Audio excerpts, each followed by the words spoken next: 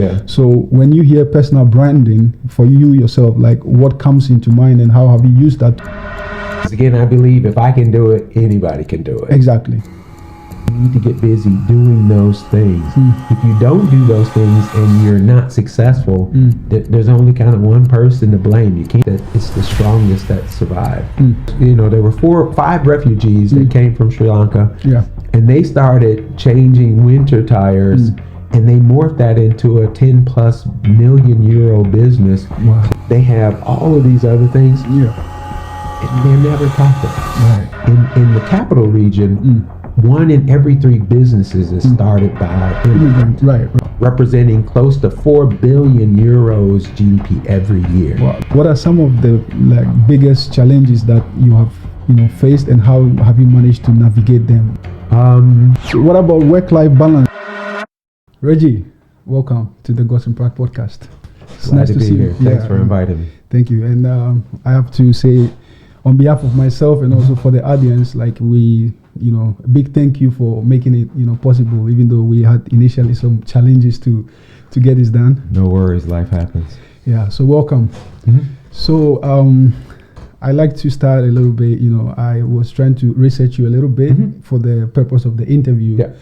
And I saw you had a very beautiful resume, like having worked in many different cities across of the States, and working in England and Switzerland, stuff like that, right? It's really awesome resume. So I would try to do justice introducing you to the audience, but I think I cannot get anywhere close. So can you do us the favor of kind of introducing yourself to the guests, a little bit about yourself? Yeah, so I'm Reggie Rusan. I'm a bit of a strange American. I've been kind of working for Finnish companies for the last 25 years. I spent 15 years working for Kone in the U.S. and in London and in Brussels. Prior to that, I worked for a couple of different private companies in the U.S. Okay. And also worked for a bunch of different consulting companies in the U.S. as well. So, but always in sort of enterprise IT. Right. So there, I've done everything from code to build data centers to run full infrastructure. Everywhere. So let me put this someplace. No problem.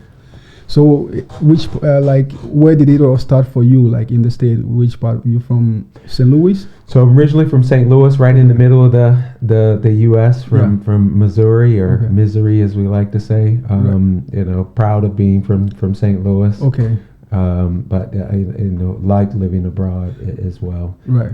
So what was child really the early days for you, growing up in St. Louis or even in Detroit? What was so St. Louis was I always tell people I grew up more like a Finnish person than most people associate American life, or especially American Black childhood life. We grew up boating and camping all summer long. Okay. St. Louis is a good mix of the 4 seasons, so we were getting lots of snow when I was a kid. Right. In the winter, so grew up ice skating and doing things like that. Okay. So the Finnish lifestyle isn't so different as one might think it would be. The biggest difference is where we get 5 months of summer, where I'm from, we get 5 to 6 months of winter here. So that makes it a lot more difficult. But other than that, life was the same. So kind of grew up around nature and respecting that and enjoying being in it and those sort of things. Right. So when you were growing up as a little kid, what did Reggie wanted to be, and did you become that? So sort of initially, we did lots of traveling when I was a kid, but all in the U.S. Right. So the beauty about being from the Midwest is that you can go in any direction and see lots of different things. Yeah. And so originally, oddly enough, I wanted to be a truck driver because that seemed like such a nice job as a kid. Yeah. Because you got to travel so much. Right. And I turned that thirst for traveling into as I developed and grew, I wanted to live and work abroad. Right. And that I did make happen. And so that I'm sort of proud of.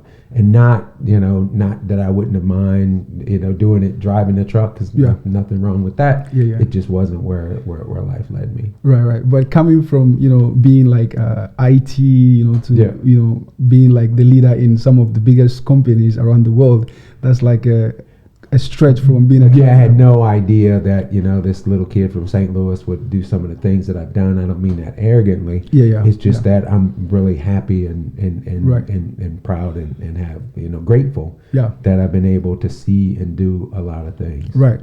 And I'm really happy that you mentioned that, because that is also one of the main focus of this podcast, is to be able to kind of like give a little bit of hope and inspiration, because there might be somebody watching this right now, and they might be that little kid somewhere in St. Louis, Detroit, or even Ghana, where I come from, and maybe the situations around them right now doesn't look like they can dream anything bigger than being a truck driver, but you haven't come from that, being able to now be the person that you have been. It's like a sign or a hope for people that maybe everything is possible. So like growing up in the environment that you grow up, what are some of the things that made you even like to dream bigger, that there's a world out there that you can tap into? Well, this is one of the things, if I could think back over my life, what I can say actually I haven't done, and one of my core messages today is that we don't dream big enough. Right. And so I would encourage people to dream far bigger than what they think. I had sort of accomplished a lot of those kind of things you want to tick off in a box by midway through my career, and that was my message, is okay, I'm not thinking big enough. Those sort of thoughts is kind of what gives you the motivation to do more. Right. So there's lots of people. A lot of times I'm very active on social media, and it's not to show off, but it's really to show that if an average guy from the middle of the U.S. can do these things, everybody can do it. Right. There's we all have special capabilities. For sure. But mine aren't any greater than yours, nor any greater than yours. We all have the capability. And so you just need to tap into that thing that drives you to be, to match some of your potential. Exactly. So, matching, reaching your potential. I haven't done. I could always do more and produce more. I think most of us can. But realizing some of your potential is a good thing. For sure. Like you said, like it's sometimes very difficult to think bigger. Like even for me, where I came from, it was like a little village in Ghana, right? So it was like we couldn't dream anything bigger than being a farmer. Because that was like the only thing that was available to us. So it was like, even if you had like big dreams or big ambitions, then you either gonna be a farmer or a preacher, because those were the only thing that we had. Your patterns. And then for me, like at that time, even I had a feeling that I wanted to be like, I wanted to help people.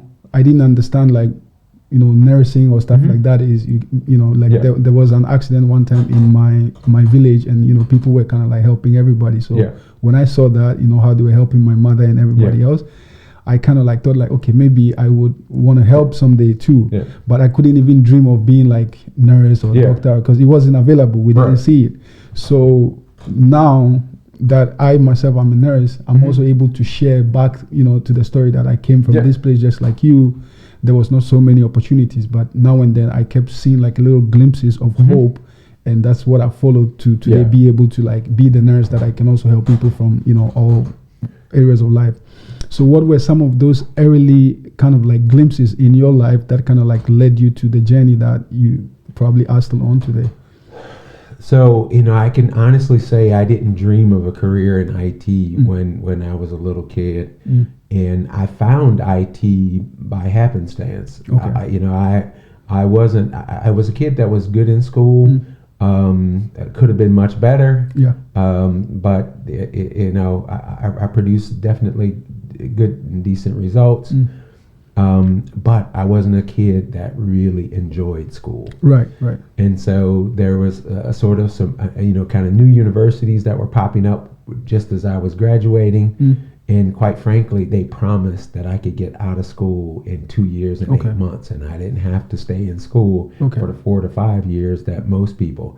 So I graduated university when I was still 20. Wow, which pretty young. Yeah, well, yeah. So I've been in my career for almost 40 years now. Okay. And so, but that was what, and so I kind of fell into IT. Right. But along my way, I've always sort of seen a few things and grabbed a hold of those, and then kind of rode that train for as long as I thought that it would take me where I wanted to go, and then I jumped to another train. I jumped to another train. And so that's how I've kind of gone through life. There was no orchestration of how I got to where I am. That having said that, there were times in my career and in my life where I've had to say, okay, now I need to change, and this is how I'm going to change. That's when I kind of, okay, now I need to architect and orchestrate the next move. So because I could see back, quite frankly, this train is getting ready to stop, and it's not taking me where I want to go. So now I need to do something different. So then you became more intentional about So I've had a mix of luck, blessing, favor, whatever you want to call it. You choose whichever one works for you, and a combination of full on conducting, orchestrating. Okay, now I need to do this, and then I need to do that, and then that's what led me here. Beautiful. So I think like we would get into your background in IT, also like having been like the having worked for like Kone, which is one of the biggest companies in Finland. But before we get to that side, I would want to ask you something about personal branding, because nowadays that's like a subject that's being talked about a lot across board. Daniel Priestley, who I kind of it's myself on YouTube a lot, talks about key person of influence, and then he was saying in one of the last podcasts that I listened to that it's now time for every corporation to at least have somebody who is like a very strong representative of the brand, like Elon is for Tesla and so forth, right? So when you hear personal branding for you yourself, like what comes into mind, and how have you used that to kind of like?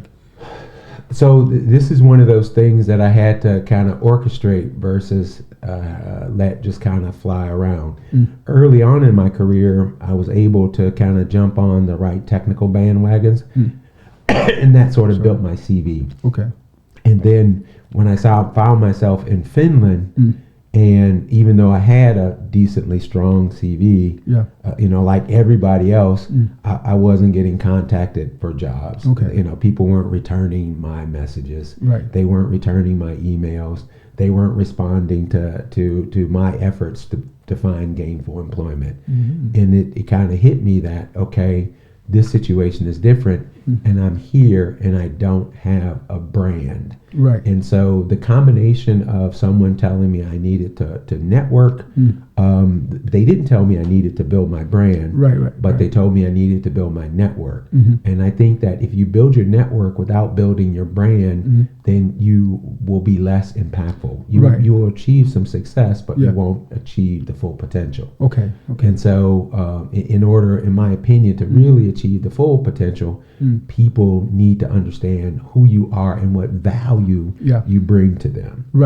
And that's sort of the foundation of what the brand is what the value it represents. So in a way, it's like when we talk about Reggie Rusan, building your brand is like people should know what to come to Reggie for. Why do you contact this guy?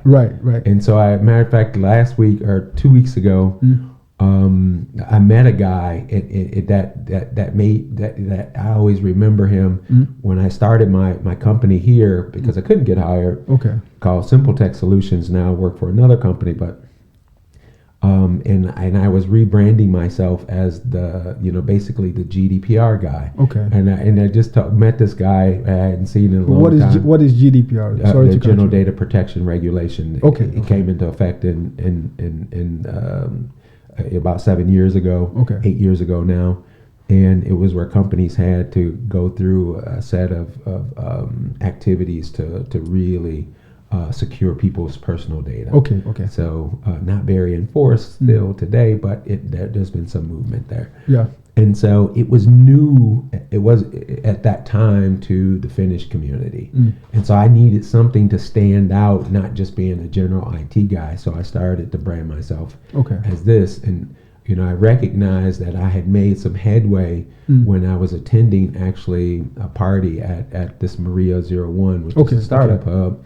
And the guy comes out of the door and goes, "Hey, there's the GDPR guy." Right. He didn't know. He didn't say, "There goes Reggie Rusan." Right. He goes, "There's the GDPR guy." Right. And so I knew that I was making positive steps to branding myself as this is what you can use, this guy for. If you have a problem here, which all companies do, then you can contact him and he might be able to help you. Right. So that means like your brand even made it more easy for you to network because now people already knew what it was about. What value I can provide for them. Right. And because people are usually looking to add people to their networks that can increase their value and bring value to them over a place. But all another component of my brand is I want to be a pillar in the diaspora community. Right.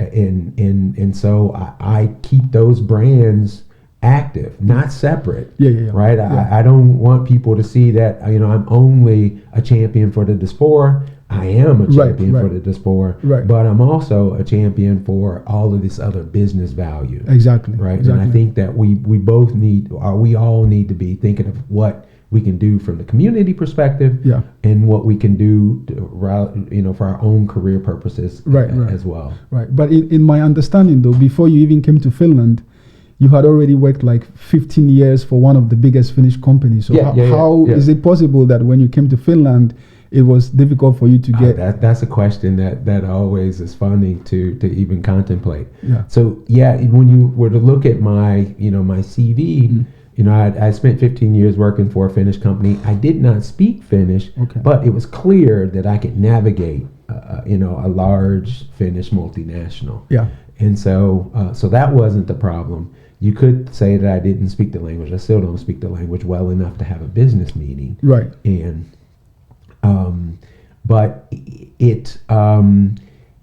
Finns, I believe, are, and I always say, are quite tribal. We always think about tribes as being something that is what we kind of cast down on the natives. And amongst the African community, if you say a tribe, everybody understands what that means.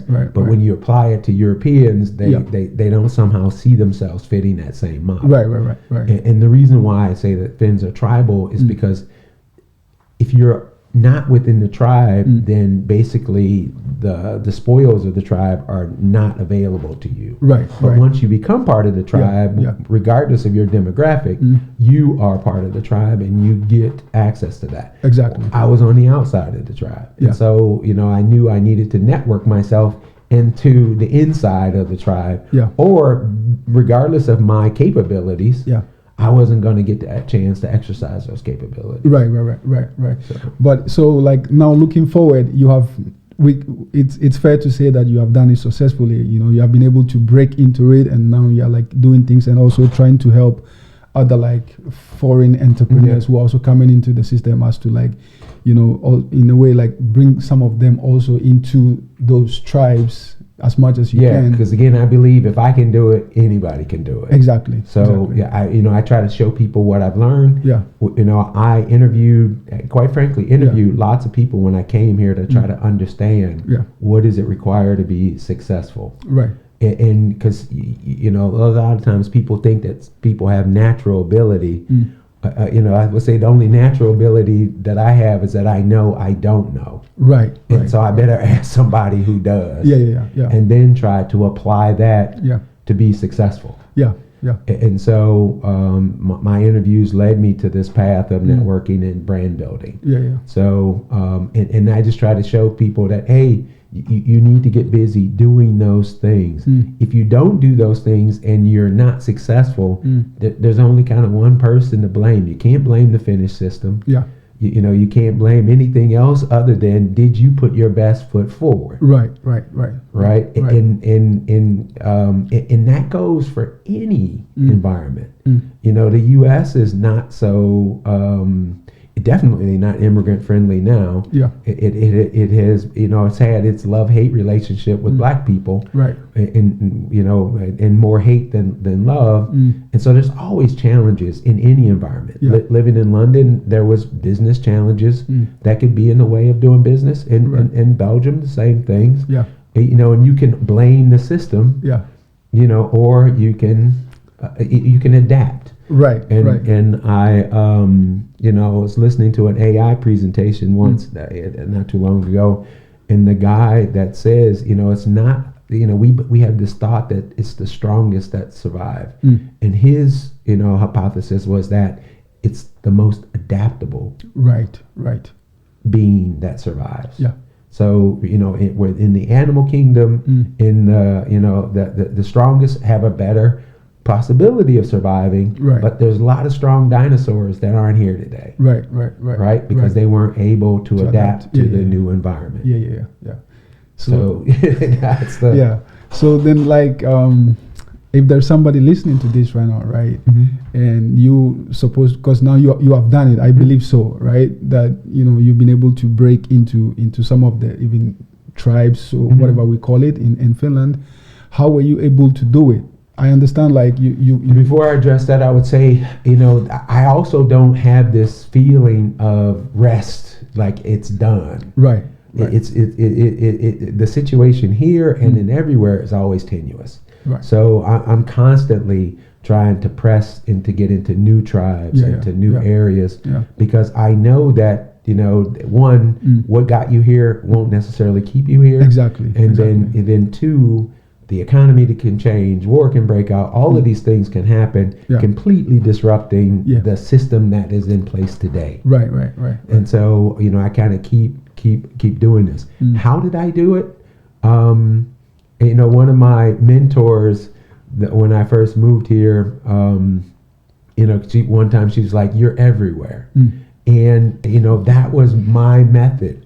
I prefer the hand grenade method versus the sniper method. Right. So some people they're very focused, they're laser focused, and if that's your capabilities and it allows you to survive in that environment, then play that card. Right. For me, being kind of everywhere, because one, then that kind of gave me an understanding. Okay. Hey, here's where the power brokers are, and then I start to focus more on, and then I'm more laser focused. Right. So on what tribes I'm trying to get into, going forward. Yeah. But anything that smelled like it could produce an opportunity, I was on it. Right. So one of the interesting thing that I wanted to. I was really excited about this the conversation that we're about to have, and I was lucky to have already listened to some of your podcasts that you did, so I knew a little bit that you've also had challenges, right? But here's the thing: when I was speaking to some of the friends in the industry that are also diaspora, and I said, "Oh, I'm talking to Reggie, and Reggie has worked for Kone for 15 years and stuff like that." And then they just hold their breath for a minute and they say, "Oh yeah, but Reggie is American. It's easy for him." Yeah. That's what the African community was saying. Yeah. And then when I said to the Finnish community that, "Oh, I'm talking to Reggie," Reggie was actually leading IT for Kone for a long time. It was really? It's they have no idea that a foreigner has been in that type of position. Yeah. So what are we missing here, on both sides? So two different things. One. So I'll address the sort of the national side first. This is the thing that sort of escapes me is that the big multinationals have been utilizing foreign skills forever. Right. The current CIO, and I wasn't the CIO of Kone. Okay. The current CIO. For Kone is Indian. Okay. Right. I know the guy.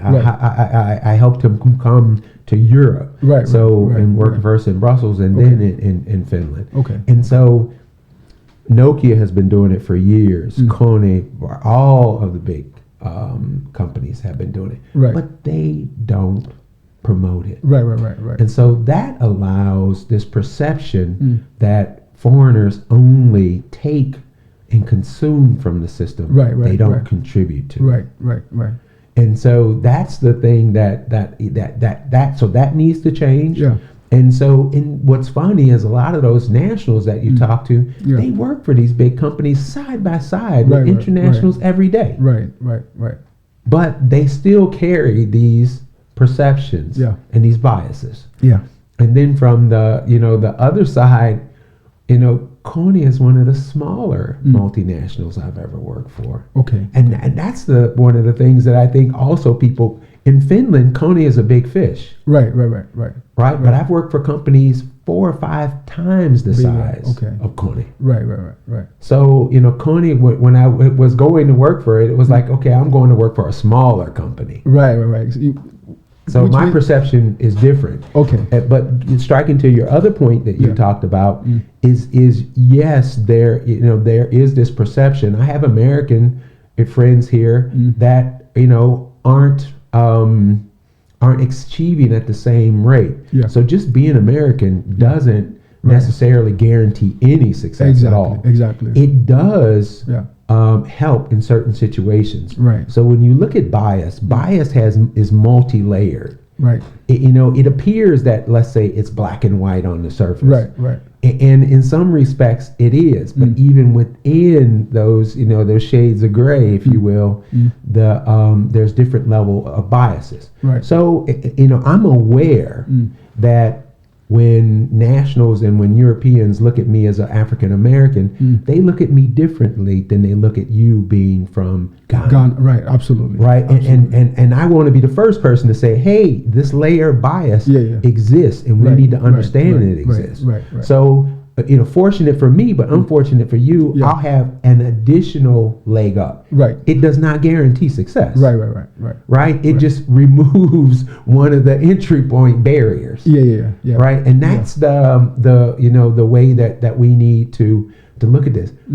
Those sort of barriers have existed in every community I've ever been a part of. Right. In the U.S., it's sort of the same way. There's light and dark skin bias. There's good look. There's bad look bias. Right. There's articulate versus non-articulate. There's all of these biases that are that are always at play. Yeah.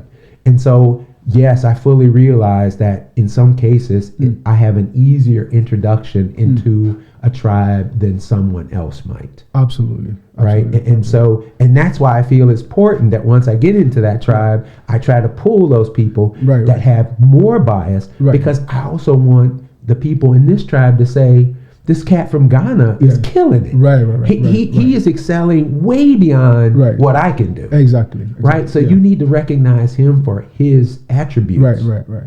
What value he can bring to this community. Yeah. So and get rid of this bias. Right. And I will have both with diasporans and with the internet, the nationals, or wherever I'm at. Yeah. There's this cognitive dissonance that allows them to say, I'm no longer black. Yeah, also, exactly. Which I need to address. Yeah. It happens on the diaspora side. Exactly. Right. They say he's American. I know where I've arrived sometimes, and because I'll go into a diaspora and they'll go, he's really African. Right. And that means that person now has accepted me into their tribe. Exactly. Right. And that makes me feel good. Right. Just because in the same way, I'll go and they'll go into, let's say, a non-diasporan community, and they'll go, you're not black. Exactly. Well, you're black. I'm black all day long, and if I want a job or if I want to date your daughter, I become really black really quickly. Exactly. So I'm aware of all these things. Yeah. And so, but I always want to be the ambassador of,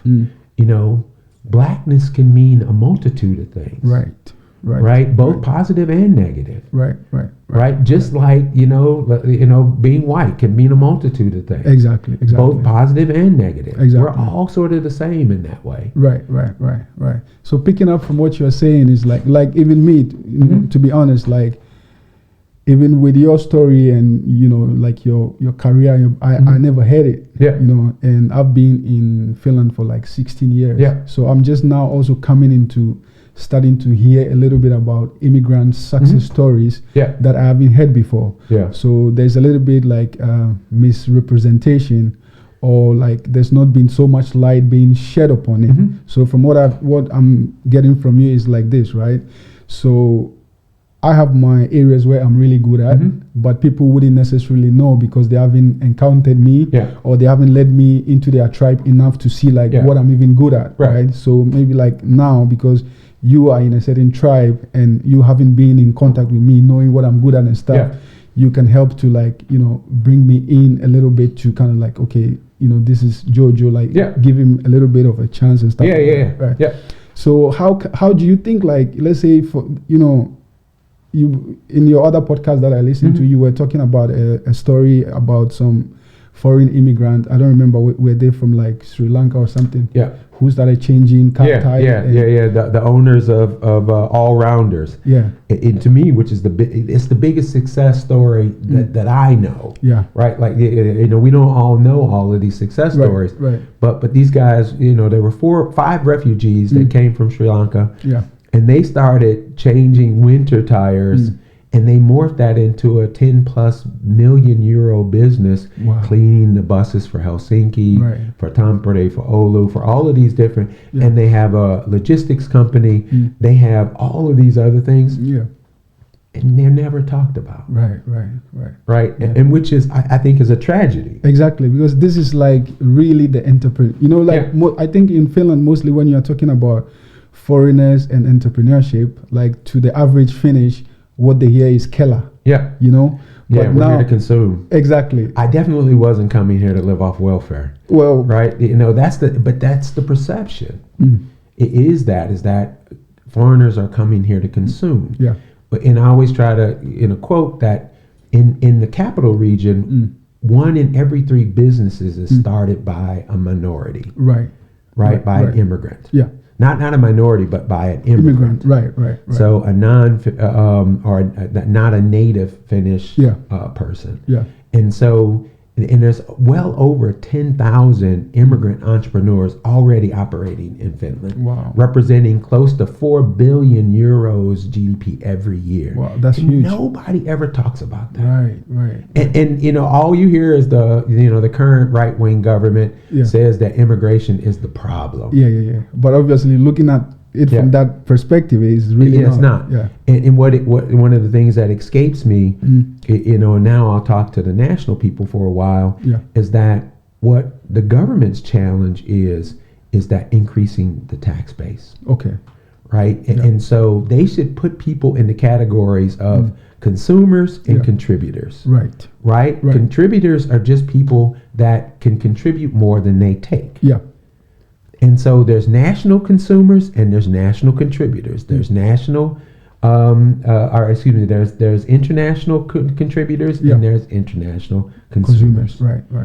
And the goal should be to maximize the top level, the consumers, number 1. Right.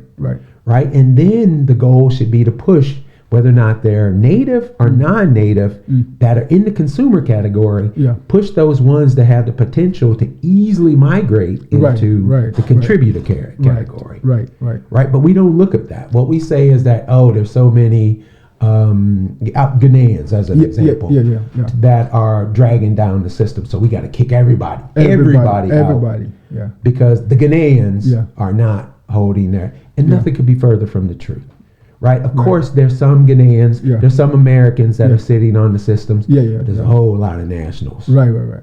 And it's a drop in the bucket compared to the national problem. Right. And if Finland doesn't get serious about increasing its tax base, national or international, the country has a real issue. Right. The lifestyle that we have today cannot be maintained with the tax base we have. For sure.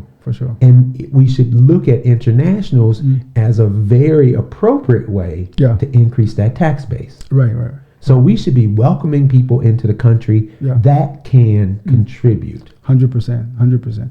So, like, you have done some work for the, correct me if I'm wrong, but is it like the British Chamber of Commerce? So I was on the board of the British Chamber of Commerce, and I'm currently on the board of the American Chamber of Commerce. Okay, and you did some work for the European Union as well.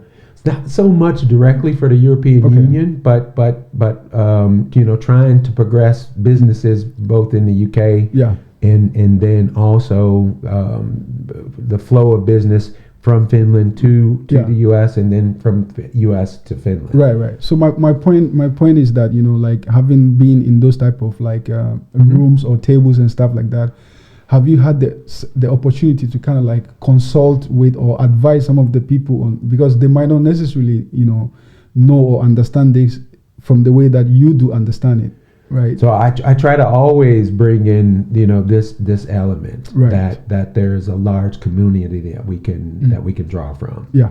And so and not just there, but there's another private club that I'm a member of. Okay. And I try to bring people to that club so people can see that there's I'm not the only one. Right. Yeah. Right. There's a lot more of us, and there's a lot more people doing a lot more than I'm doing. Yeah. So and I think that's the only one of the ways of changing general perception is just by increasing the knowledge base of the basic person. 100%. So this like maybe a little bit off topic, but I just want to tell you a little. So before I started this podcast, right, there was I think there was one big corporation that was like looking for people to sponsor them to do podcasts, right?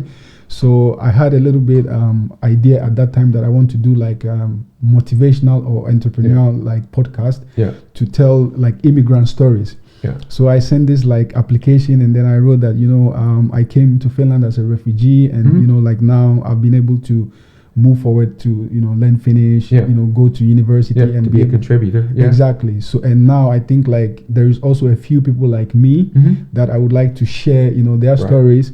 So if they would sponsor my podcast, so that I can be able to share their stories. And I got a response back, oh yeah, like this sounds like a really good idea, but they are not necessarily going into that direction. Yeah. But they wish me luck, And like now fast forward.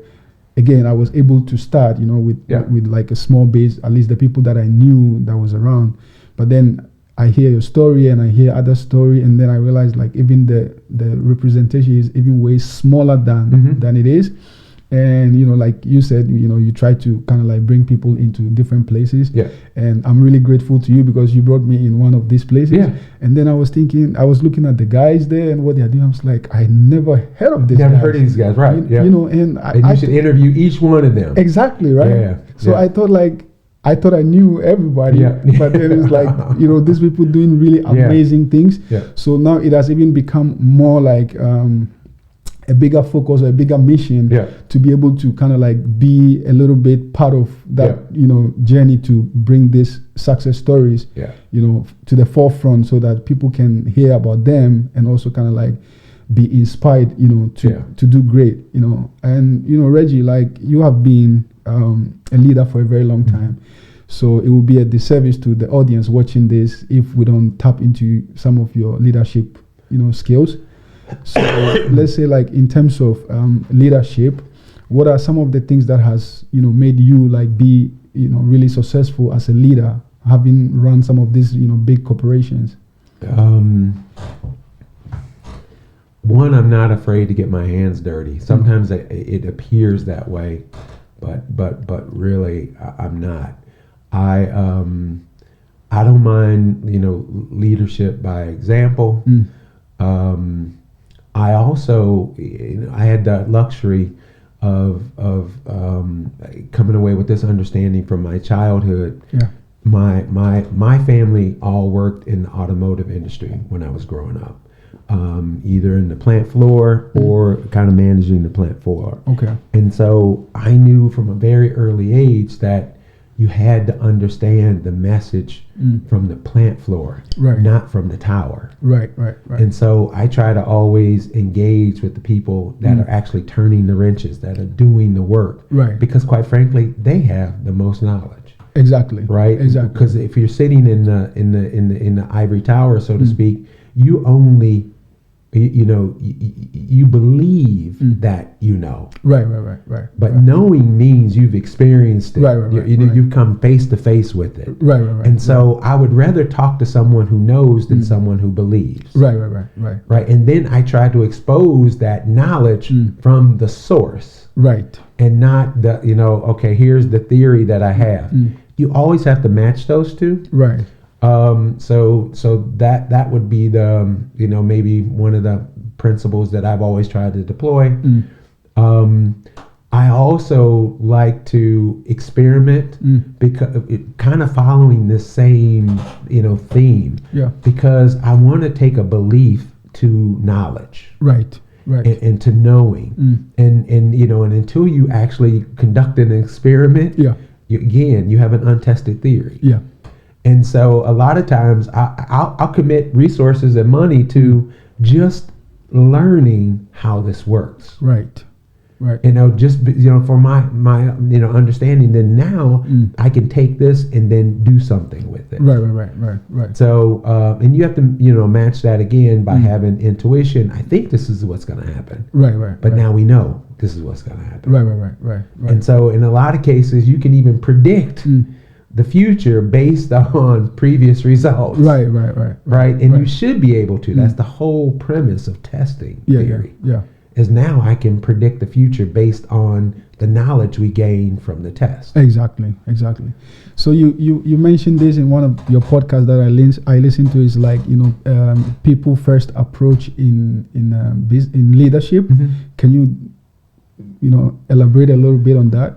So I actually just left a meeting with my sales team, and one of my good sales guys, he kind of put people, process, and technology on a wall. And our CEO tends to focus a lot on technology. Yeah. I'm known as the person who focuses on people. Right. And this guy, his aptitude is in a process. Right. And you need that mix. Exactly. Of it's great if you can find that all in one person. Yeah. But you need to think about sort of people. And quite frankly, I go a little bit against that in lots of situations. I think of objectively, what's good for the company. Yeah. And then once I can pick a direction, then I think about what's the humanistic way of applying what we need to do. Right. And so if you just kind of think objectively, what do we need to do without thinking of the humanistic side of it, then again your success will be limited. Right. Doesn't mean you're not going to be successful. Right. It just limits your success. Exactly.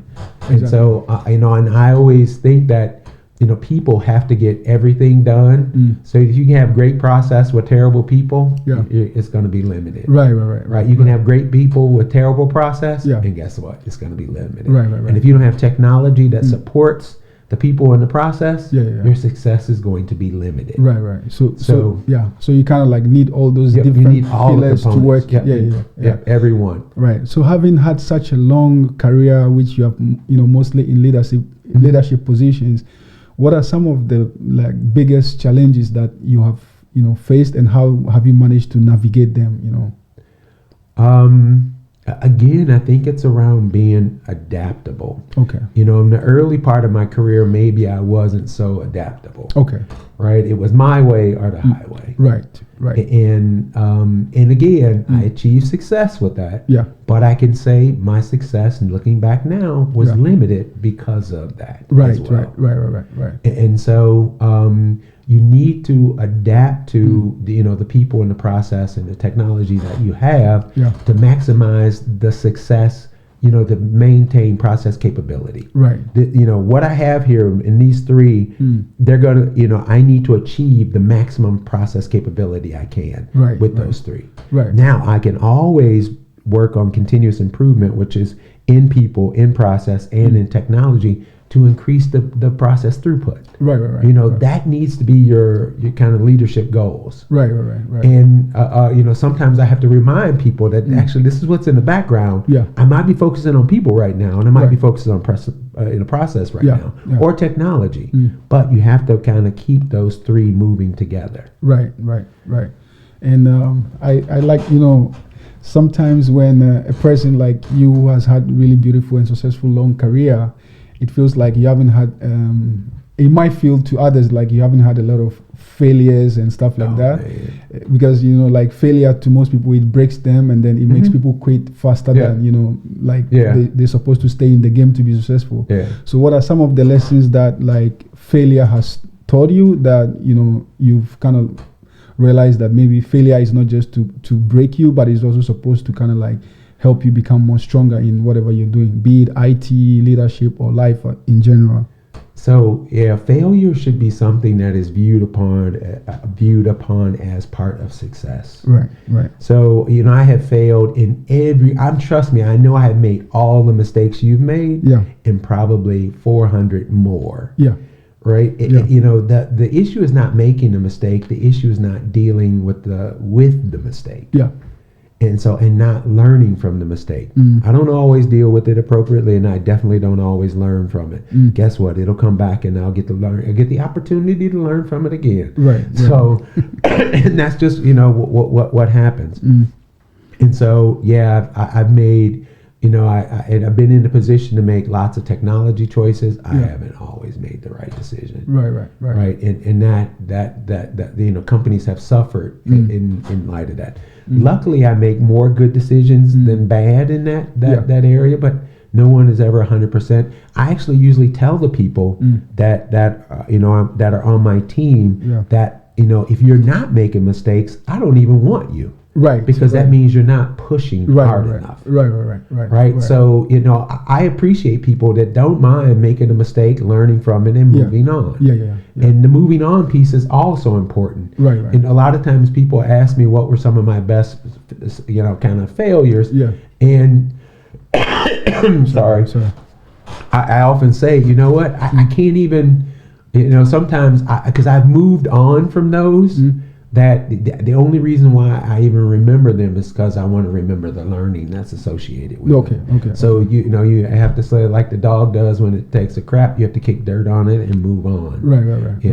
Learn from it. But failure should be a part of everyday success. Right. So you mentioned that sometimes you encourage even some people that might even work under you to kind of like take risks. There might be like, I think in tech you have to be a little bit sometimes like disruptive to be able to kind of like break barriers, right? So in your opinion, like what is the difference between like disruption and distraction, so to speak? That's a hard one to say. Okay.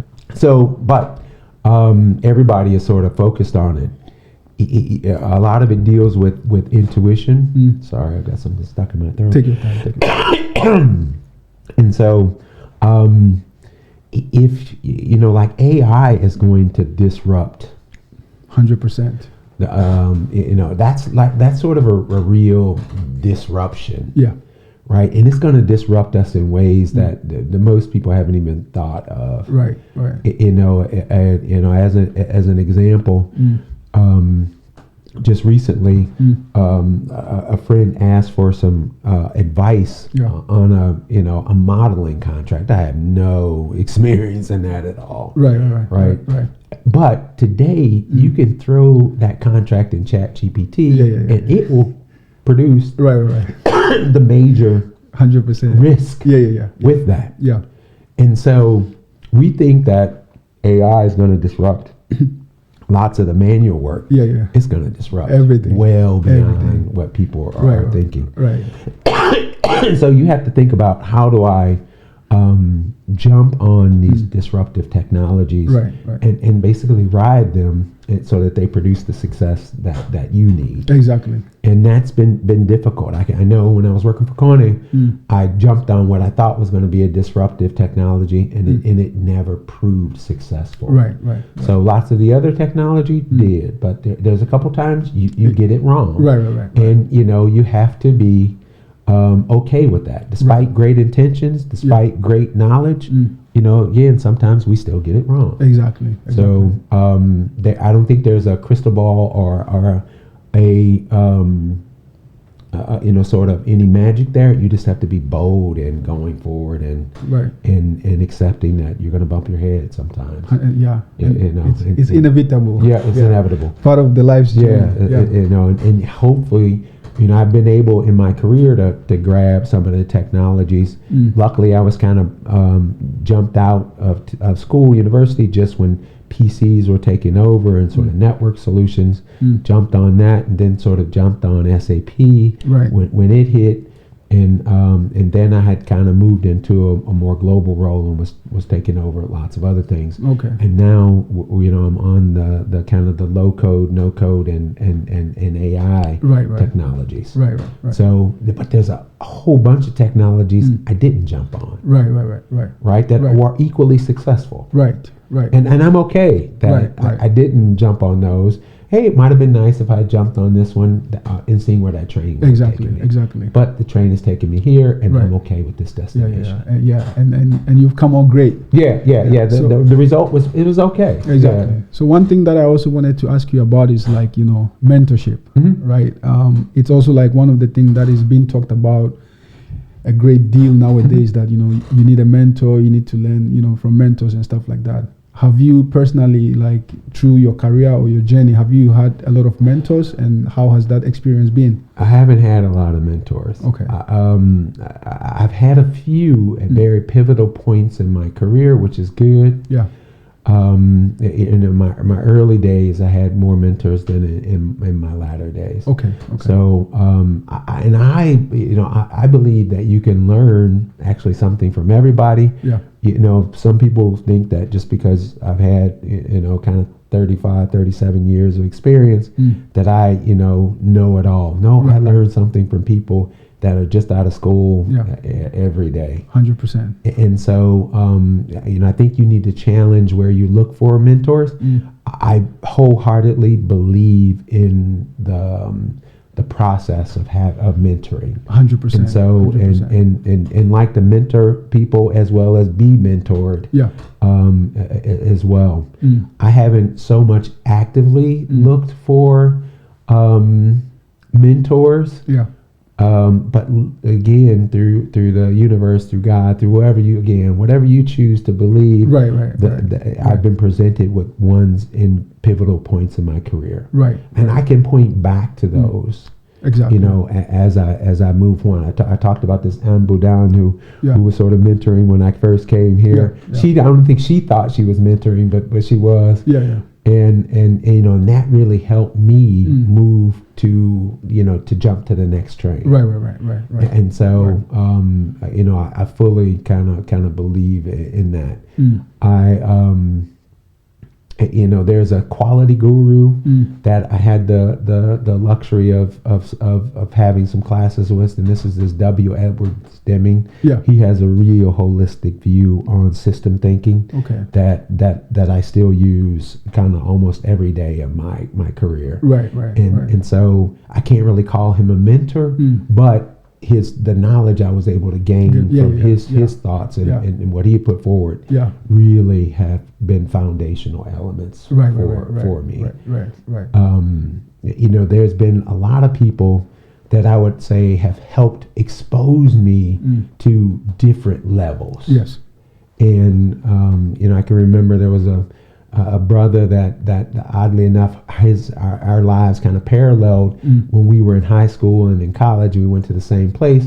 We never knew each other, and then found out we were working for the same company in Detroit at the same time, and we sat on separate floors. That's what this parallelism had taken us to. Right. I went down and introduced myself, and had been following in his footsteps. And then he exposed me to he introduced me to this group called the Black Data Processing Associates. Okay. They were fundamental in my success. Right.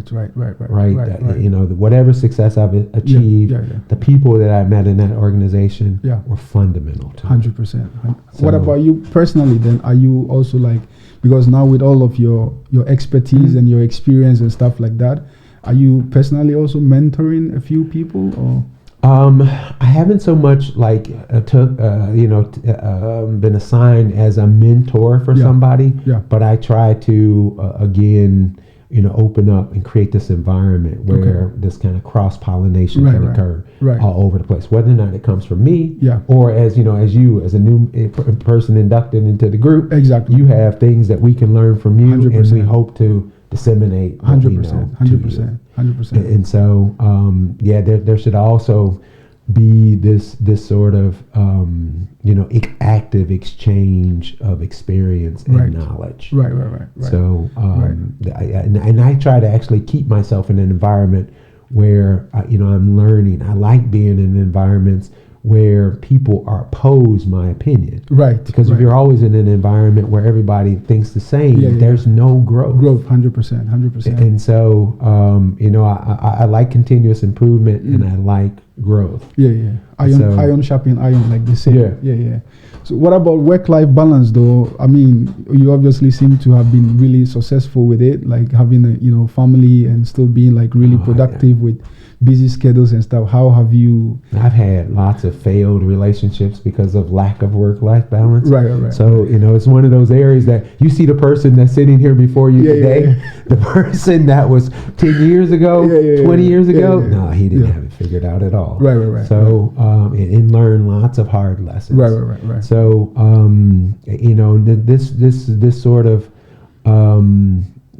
work-life balance, I think lots of people struggle with. If I look kind of stereotypically across the diasporans, the only people that I think that struggle with it more than the Americans is the Nigerians. Okay. Right? Their work-life balance, in my opinion, is completely off. Right. More so than the Americans. I would say even the Ghanaians have a better work-life balance than either of the two communities that I just talked about. And I'm definitely willing to learn that. Now that I'm at sort of, I would say the back end of my career, I do value my relaxation and my peace more than anything. 100%. And so, 100%. I like to always actively be out there fighting every day. But even in the conversation we had before this, recovery has to be part of the game. 100%. So so you need to take that time to recover. Having my son was one of the most pivotal moments in my life. Right. I waited till I was 46 to have a kid. Okay. Lucky you're a man. Yeah. Lucky I'm a man. And so, and I would say, and I will never forget the conversation I had with my then wife, now ex-wife. Okay. And she came to me and said, "Your son is looking for you in an iPad." Because I was still out there grinding hard every day. I was spending 40 to 50% time in the air. Okay. And so, and then that hit me like a ton of bricks. Right. It's like, because now my responsibility needs to be focused on my son. 100%. And I need to adjust this work-life balance that we're talking about. And it took me a long time to get that adjustment right. Luckily I actually was able to take 2 years off to be with my son. 100%. Because I knew that I had kind of screwed the first 2 years up. Right. Again, actively, mistake made. But from my opinion, it was a mistake made. So I needed to deal with that mistake. And so hopefully I have a better work-life balance in that respect now. Hopefully. But it wasn't intuitive. It didn't come naturally. I didn't, wasn't birthed with that. I learned through very hard. But I think like for every success in life, there's a price to pay, and sometimes that is some of the prices that we kind of end up paying. But now, like when we are talking of having a son or children and fatherhood and stuff like that, something hit me, and I was gonna ask you, like, let's say like somewhere in St. Louis or Detroit or even Ghana, Nigeria, wherever, there is a little kid like maybe watching this right now, and maybe the situation around them is like not so much hope or promising. Like, you now looking back to where you started and where you have come from now, if you would throw a little bit of advice to that kid, wherever it may be, some village in Ghana or whatever, like what type of advice would you throw for them in a way? My advice would be to look for every opportunity they can gain. My girlfriend is from Estonia.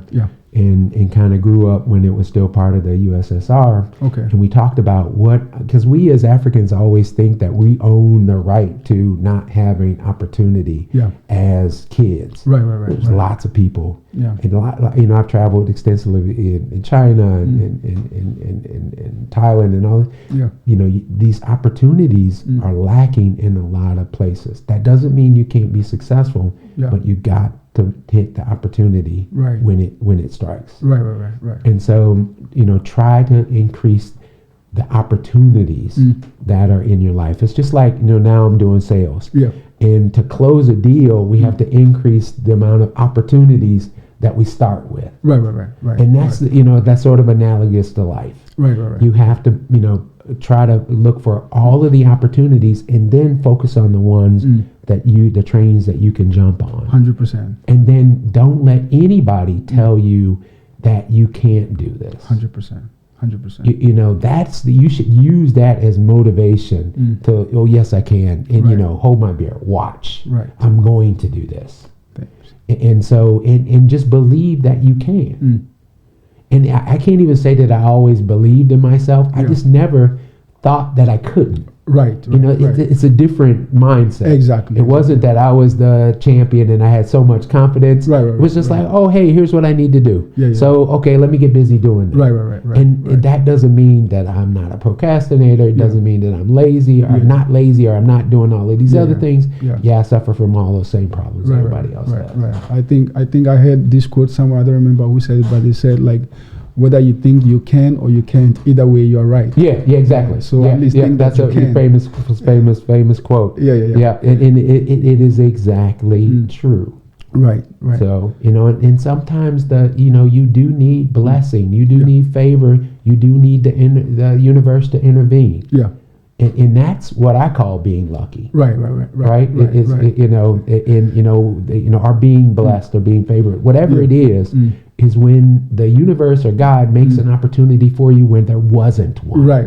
And you weren't prepared to take it. Right. But you need to be prepared. Always, put yourself in a position where you can prepare. Yeah. And when you don't know something, that doesn't mean that you have to stay in that position. 100%. I've taken jobs where I've had to do things and I had no understanding right as to how we were going to be successful to do this. Yeah. But I made a commitment to the people that I will figure this out. And we will be successful. And that's what we I put forward and we started to do. 100%. So going back to this little kid, think about how can you prepare yourself the best. And I can't say that as a kid, I had any dream of IT. Right. So, even in my high school class in IT, I didn't do so well. And if you had taken that result and applied it to my future, you would have predicted that there would be no success. Right. So, but here you are. But here I am. Right. Exactly. This shows you, you can do a lot of things if you put your mind 100%. to it. 100%. So, Reggie, when it's all said and done, branding, networking, legacy-wise, what do you want your legacy to be? Or let's say at some point when the name Reggie Rusan comes up, what do you want people to kind of remember or remind you of? I want people to think that, this was a guy who always positively contributed to any situation. Right. And so, and that doesn't mean that I'm always the nicest guy. For sure. Right. Because sometimes, positive resolution is taking care of a situation. 100%. So I want to be known for that person also. Right. If this situation needs to be taken care of, I'm going to take care of it. For sure. So, and it'll be positive from at least the, whatever the person that was going to be the victim's perspective. 100%. So it's that. Definitely want to be known as a great father, as a contributor to the international community as 100%, large, 100%. And definitely more focused on the sport. But we're all in this together. For sure. I can't say that enough. Yeah. And then, who really help businesses move the needle. So those are kind of the three areas that, and I think the fourth and most important component is someone who enjoyed life. 100%. Right. I recently had someone tell me, "You really know how to enjoy life." Yeah. Like, what are we here for? Really. Yeah. All work and no play. It can't be all work and no play. Yeah. I want to play as hard as I work. Right. And so there should be maximum output in both areas. 100%. And there's a lot of things that I probably could have asked you that I maybe haven't or I didn't think about. Is there something that you would like to share that maybe I did, or you would like to talk about that I didn't necessarily ask? No, I mean, I think we covered lots of different areas. 100%. One of the messages I think, and we touched upon this, that I need to get out about myself is that, again, the person that was here before me, that he made all of these mistakes. Right. And there's no perfection. For sure. Sitting in this chair. For sure. So this is, I'm out here grinding like everybody else. For sure. And if I can help you grind, then let's get busy doing it. Let's get it. Thank you so much, Reggie Rusan, for being a guest on the Godson Pratt podcast. Yeah, thanks for inviting me. I really appreciate it.